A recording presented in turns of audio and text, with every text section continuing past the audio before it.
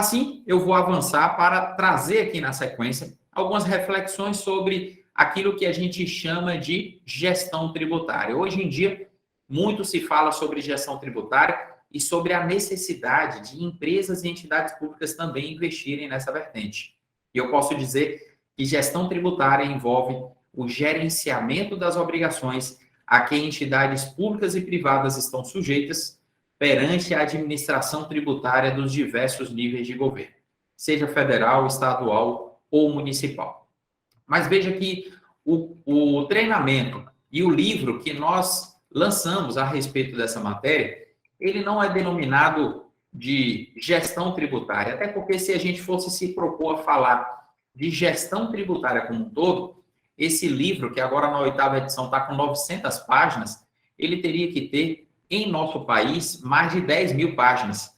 O tema gestão tributária envolveria muito mais do que aquilo que a gente se propõe a falar, tanto na nossa obra, quanto aqui também nesse nosso encontro. O foco aqui dessa super aula está naquilo que a gente chama de gestão tributária de contratos. E por que a gente chama de gestão tributária de contratos? Porque aquilo que a gente está falando aqui envolve as principais incidências tributárias decorrentes da contratação de terceiros.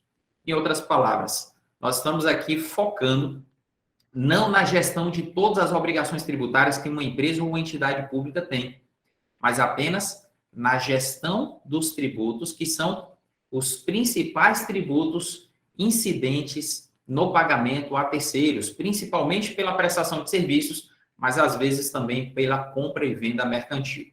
E aí você pergunta, mas por que esse tema é importante? Qual é a justificativa para eu ter que gastar tempo, para eu ter que investir um tempo do meu precioso tempo de trabalho em assistir a uma aula que enfatiza essa matéria, essa abordagem? Muitas empresas, inclusive, ignoram essa matéria ou relegam ela a um segundo plano de importância pelo fato de que o ônus financeiro de quem suporta a retenção é do contratado e não da fonte pagadora.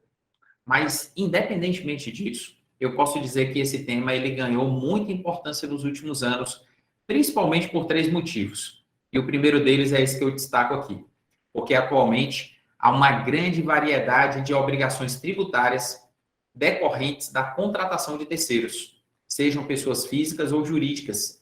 Isso que eu estou pontuando é parte de um fenômeno que lá no livro, na página 34, eu estou denominando de terceirização da atividade tributária. Mas existe um outro motivo também para a gente dizer que esse tema ganhou muita importância nos últimos tempos. É que esse tema ele exige um engajamento de todos os setores envolvidos na gestão da entidade ou da empresa, tornando necessário rediscutir o fluxo do processo de contratação. E aí eu posso citar um terceiro motivo para a gente se debruçar sobre o estudo desse tema. Os órgãos de fiscalização têm sido cada vez mais exigentes com o contratante em relação ao cumprimento de tais obrigações. Para a gente aprofundar um pouco mais nessas questões, eu quero mostrar aqui, inicialmente, o porquê de a gente denominar esse tema dessa maneira como eu estou pontuando no livro. Por que a gente diz que a multiplicação dessas obrigações relacionadas à retenção fazem parte de um fenômeno denominado de terceirização da atividade tributária? Veja, para que isso fique claro, o ideal é a gente partir para um exemplo prático, e nesse exemplo aqui hipotético, eu vou considerar que um determinado prestador de serviço emitiu uma nota fiscal, e a nota fiscal foi emitida ali no dia 5 de abril de 1995. E essa nota fiscal tinha como objeto ali a cobrança pela prestação de serviços de limpeza predial. Eu sei que lá no ano de 95, o fenômeno da terceirização de atividades não era um fenômeno, digamos, tão acentuado como hoje. A gente tinha ali algumas empresas de maior porte, algumas poucas entidades públicas já terceirizando serviços como esse, serviços de limpeza, mas não era algo tão disseminado.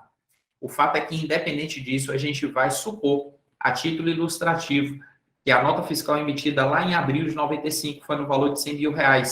E eu quero destacar que inicialmente eu estou cogitando de uma situação que hipoteticamente teria ocorrido há 27 anos atrás. Pois bem, qual seria a retenção que incidiria nesse pagamento, considerando que a fonte pagadora fosse uma empresa de grande porte, uma entidade pública e estivesse pagando pelo tipo de serviço aqui indicado?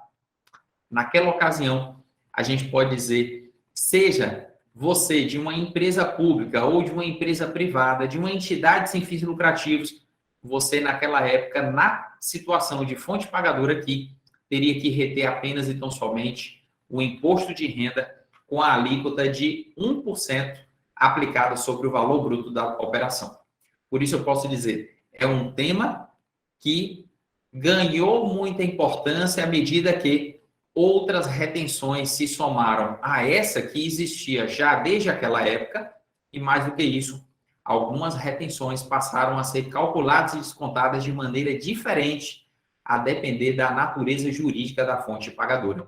É o que eu quero deixar mais claro, imaginando que essa nota fiscal tenha sido emitida agora, há 2 semanas atrás, e que essa nota fiscal, a título ilustrativo, fosse do mesmo valor, R$100 mil. Quais seriam as retenções tributárias incidentes sobre essa operação? A primeira coisa que eu preciso pontuar, a importância de classificar a natureza jurídica da fonte pagadora. Aqui no ano de 2022, diferentemente de 1995, eu não posso responder que as retenções incidem em tais e tais percentuais, sem antes fazer uma análise de quem é a fonte pagadora. Por quê? Porque para quem é fonte pagadora em determinado perfil, a retenção do IR de 1% vai continuar incidindo, mas paralelamente eu vou ter a retenção das contribuições sociais com a alíquota somada de 4,65%, a retenção do INSS de 11% e a retenção do ISS de 5%, totalizando nessa hipótese mais de 20% a título de retenções tributárias em relação ao valor bruto da nota. Mas isso é o que eu estou falando para a realidade de quem é, por exemplo, da linha D de dado do QSO. Uma empresa estadual, uma empresa privada, uma entidade privada sem fins lucrativos, ela hoje está nessa condição. Aí eu pergunto, esse tema ganhou importância de 1995 para cá? Sem dúvida nenhuma. Por quê? Porque antes eu tinha um risco tributário, enquanto fonte pagadora, de cometer um erro na retenção de 1% do valor bruto da nota. Você consegue imaginar o tamanho do prejuízo se eu deixasse de fazer a retenção de 1%, ou se eu fizesse essa retenção em um montante inferior àquele que era exigido?